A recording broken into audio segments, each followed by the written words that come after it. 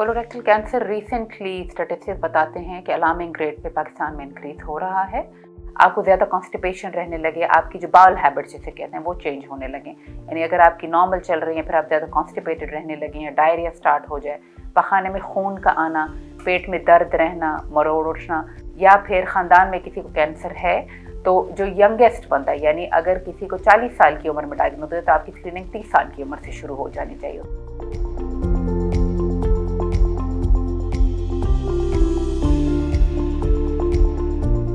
Colorectal cancer is quite common, second commonest cancer in men, third commonest in women. Colorectal cancer recently statistics बताते हैं कि alarming rate पे पाकिस्तान में increase हो रहा है। जो स्टैटिस्टिक्स में बताते हैं 4 to 6% रिस्क है कोलोरेक्टल कैंसर का पाकिस्तान में। द रीज़न बढ़ रहा है एडवांस स्टेज में पता चलता है। पहले तो ये कि अवेयरनेस की कमी है लोगों में, ठीक है जी, तो इसकी अवेयरनेस कम है। सिम्टम्स आते हैं कोलोरेक्टल कैंसर के, पेशेंट्स उसको घर पे ट्रीट कर रहे होते हैं या दे डोंट नो कि क्या what to look out for, awareness कम है इस वजह से। दूसरा स्टिग्मा बिल्कुल है फीमेल्स के लिए, specially as a rule of thumb Pakistan में अभी तक मेल ज़्यादा हैं, अब फीमेल्स आ रही हैं तो फीमेल्स को वैसे भी दिखाने में शर्म आती है, एम्बैरेसमेंट होती है, सिम्टम्स डाउन प्ले करते हैं, नहीं बताते हैं प्रॉपरली, और ये इवन मर्द हजरात में भी होता है।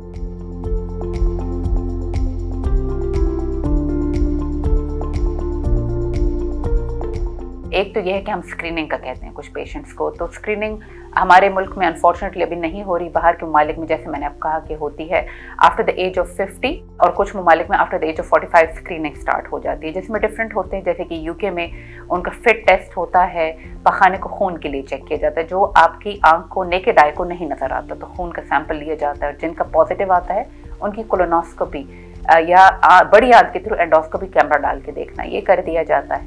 अगर आपकी फैमिली में हाई रिस्क हैं, जैसे इन्फ्लेमेटरी बाउल डिजीज़ है किसी को, आपको खुद इन्फ्लेमेटरी बाउल डिजीज़ है, उसके लिए तो आपकी रेगुलर होगी स्क्रीनिंग होगी, कोलोनोस्कोपीज होंगी। या फिर ख़ानदान में किसी को कैंसर है तो जो यंगेस्ट बंदा है, यानी अगर किसी को 40 साल की उम्र में डायग्नोज है तो आपकी स्क्रीनिंग 30 साल की उम्र से शुरू हो जानी चाहिए, उससे 10 साल पहले, और इसमें यही है कि कोलोनोस्कोपी की जाती है। अगर ख़ानदान में से कोई हाई रिस्क फैक्टर्स नहीं है तो फिर, या स्क्रीनिंग की एज पे नहीं है, तो आपने देखना है अगर अनएक्सपेक्टेड बगैर किसी वजह के वज़न कम होना स्टार्ट हो जाए, पखाने में खून आना, एनीमिया होना, या चेंजेस आ जाए, आपको कब्ज़ ज़्यादा रहने लगे, डायरिया ज़्यादा रहने लगे, पखाने में खून आने लगे, तो इसके लिए बेहतर है कि आप डॉक्टर से मिल लें, आपके सिम्टम्स देखे जाएंगे, खून का टेस्ट किया जाए कि खून की कमी तो नहीं है, और कोलोनोस्कोपी, फिट टेस्ट या कोलोनोस्कोपी कर ली जाती है ताकि पता चले कि कहीं कोई ख़तरे की बात, कैंसर, पॉलिप, कोई ऐसी चीज़ तो नहीं है।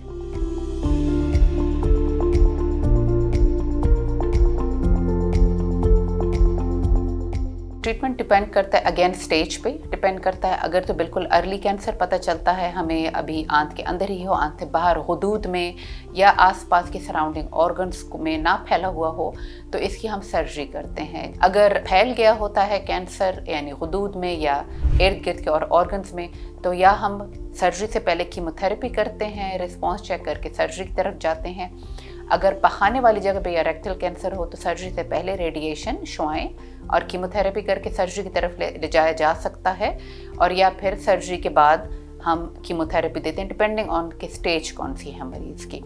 बास बड़ी आंत के रेक्टल कैंसर्स में शुआएं और कीमोथेरेपी देके 20 से 25% जिसे हम पैथोलॉजिकल कंप्लीट रिस्पॉन्स कहते हैं, PCR, वो भी होता है जिसमें कैंसर शुआएं और कीमोथेरेपी देके ख़त्म हो जाता है। फिर इन मरीज़ों में हम या सर्जरी और या फिर सर्विलेंस, यानी कि मरीज़ पे नज़र रखी जाती है, MRI, CT स्कैन और मुआयना करके, ये भी किया जा सकता है।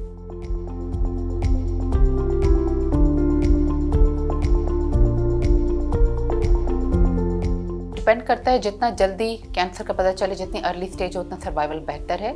स्टेज 1 कैंसर जो कि अभी आंत के अंदर लिमिटेड होते हैं, उसमें 90 to 95% सर्वाइवल है at 5 years। Stage 2 rectal cancer पे सर्वाइवल आ जाता है 80 to 85%। स्टेज 3 रेक्टल कैंसर का सर्वाइवल 65 to 74% है। इवन स्टेज 4 का सर्वाइवल रेट 10 to 15% है एट 5 years।